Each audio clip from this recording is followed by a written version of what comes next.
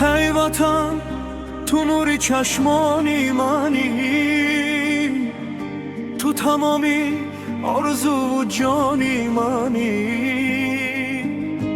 از حکی پاکت رازی من نرو دریفت، با نامی تو دیل راهی زندگی گیری.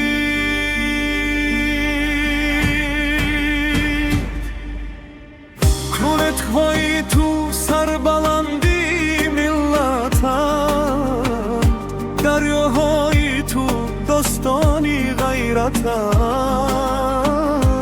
هر یک سنگی تو برای من عزیز، تو گیگنتی دیل کنی اومدی عزیز.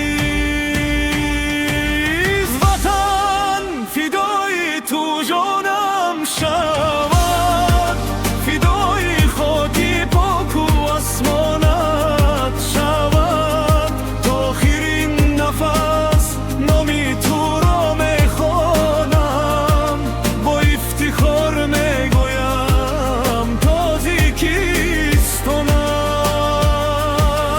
وطن تو در خون من جاری هستی، در هر تپش دل هر همراهی منی. اگر هزار بار به دنیایم بازم تو رو وطن انتخاب میکنم. در آغوشی تو بزرگ شدم، با مهری تو راهی زندگی یافتم. از کودکی نامی تو را شنیدم، با افتخار پرچمت را بوسیدم. خنده کودکان در کوچه‌های تو، دعای مادران در آسمانی تو، زحمتی پدران برای آبادی. این همه هست افتخاری آزادی. بگذار بت‌ها نامی تو رو برن، بگذار جان از صلحت قصه کند. تا دم کی دل در سینه می‌تپد، محبتی تو از یادم نمی‌رود.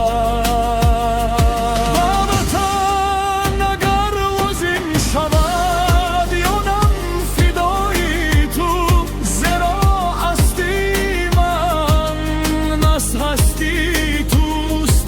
تو آفتاب بر کوها می‌درخشد، نامی تو در لبانی من خواهد ماند. تاجیکستانم تو افتخاری من،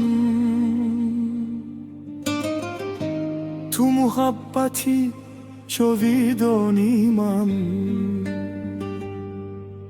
وطن